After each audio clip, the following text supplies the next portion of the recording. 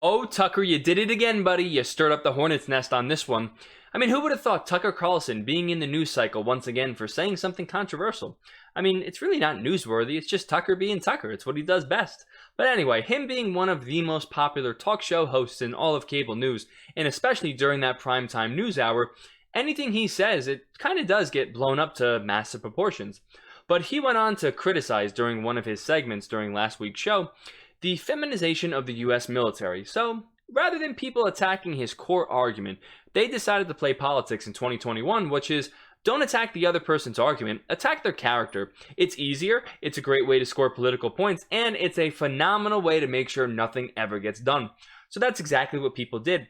But nobody ever got to Tucker's real concern. Like, the reason why Tucker was making this argument is because he's concerned about something. So what we're going to do today, we're going to talk about Tucker and what he said during his segment. Then we're going to talk about what people had to say in response to his segment. And last, we're going to make Tucker's argument for him because apparently nobody's listening. So, first and foremost, Tucker, what he said during his segment was he doesn't think the US military should be concerned with making things more feminine. He says that the US military has a sole mission, and that is to win wars. It's to preserve America. So he doesn't agree with all this side chatter that's going on. He views it as a distraction from its core mission.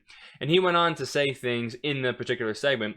I think President Biden, he was showing like some sort of conference that Biden was talking, and he was saying the military is concerned right now with making maternity outfits or maternity suits. If you're in the military, let me know if this is a legitimate thing.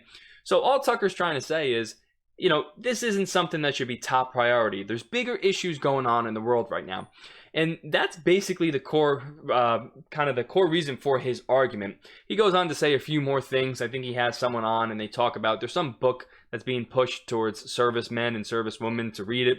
Something about race, okay? So what they're trying to say now is it's very easy to undermine the military if you convince the servicemen and the servicewomen that the country you're fighting for isn't really worth it. You know, like the country you're fighting for isn't a good place. So now you're making people question if it's a place worth fighting for. But anyway, that's what they go on to say in the segment. So getting now into what people had to say about Tucker's character, not his argument. You know, you have a bunch of Democrats that just rose to the occasion and they said, what a great time to just virtue signal. So you have a bunch of Democrats who did in fact serve in the military, different branches, whether it was the Navy, the Air Force, and they go on to say, Tucker, you know, you never served a day in your life. How dare you criticize the military? You know, there's so many strong women that serve, and this is an attack on women. You know, you're just a sexist, you're a bigot, this and that, you know, the typical banter that you're going to get. And one thing that I'll say is it's absolutely true that Tucker never served a day in his life. But you want to know something? I never served a day in my life either. And I probably never will. But just because I never served and Tucker never served doesn't mean that we aren't allowed to criticize certain moves that the military makes. I mean, that's the whole idea behind the First Amendment, right? You're allowed to criticize things. You're allowed unpopular speech. But one thing I will say is, I have a certain level of respect for anybody that serves in our armed forces because they really did put up the sacrifice. Whether they only sacrificed their time, fighting to preserve our country, maybe they gave up or they sacrificed limbs, maybe their mental health. Hey, some of them even made the ultimate sacrifice, which was their life. So I absolutely respect anybody on the political spectrum that served in the military. I'm always going to have a certain level of respect for you. But again, just because you served and I didn't doesn't mean that you're only allowed to make certain arguments against military affairs or, you know, any other affairs for that matter.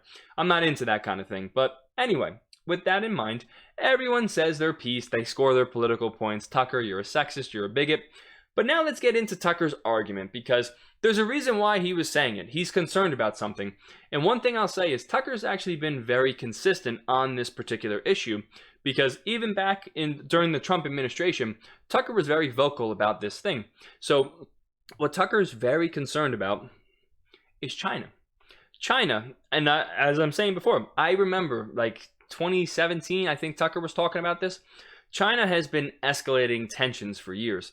They even built, I believe it's an airstrip in like the middle of the South China Sea. So by the way, that particular area, that's international waters. And China just said, hey, you know what? We're going to dump a bunch of sand, make our own island. And yeah, no one's allowed to fly here. This is, like military airspace or something like that. So Tucker was sounding the alarm saying, why are we not doing anything about this? So the reason why Tucker's arguing against the U.S. military focusing on making things more feminine is because China recently announced that they don't want their military servicemen to be feminized. So they were even going on to criticize, and you can argue whether it's right or wrong, but they were going on to criticize how the men in China, they really are around like female leadership their whole life. They're talking about whether it's like being raised in schools. A lot of the school teachers are female. That's just naturally, that's what it is here in America as well. So what China's trying to do is make their men more masculine. They want to make their military more masculine. So obviously that's going to make it stronger. This is at least in their eyes. And Tucker views this as an escalation. With everything that's going on right now, I know you have like economic shutdowns and this and that, but there's really not a whole lot of like, I guess you would say, conflict in terms of different countries fighting with one another. Like everything seems to be kind of like people versus government in different areas. And I get it. There's still terrorism as well. So there's really no need for China to kind of ramp stuff up. So with them doing this, Tucker views this as, hey, something might be coming. Maybe we should be concerned about that instead of all the other side banter that's going on right now. But no one ever gets to his real argument. So I think I did, to the best of my ability, lay out what it was he was trying to say, saying how China itself seems like they're gearing up. They're making it to where they want to make their military more masculine. It seems like they have their priorities set of what it is they want to accomplish. Whereas in the US, Tucker thinks that us worrying about making things more feminine and appealing to diversity and inclusiveness is just sidetracking us from our ultimate goal, which is one, winning wars, but then you could say ultimately preserving America.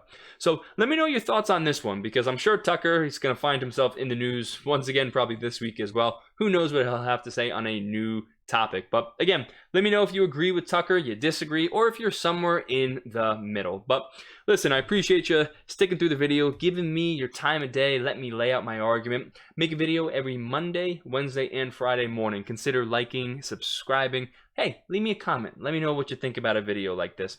But I appreciate you sticking through, and I hope to see you again sometime soon.